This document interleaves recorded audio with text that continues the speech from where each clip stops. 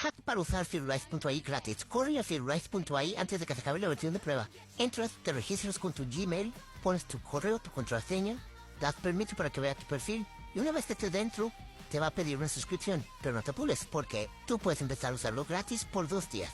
Aquí vas a poder ver cómo después de esos 2 días te va a costar 99 pesitos al mes, pero por esos 99 pesitos al mes puedes hacerle todas las preguntas que se te ocurren a Firulais y vas a ver responderte todo sobre tu producto y además vas a ver decirte cuándo irte al doctor.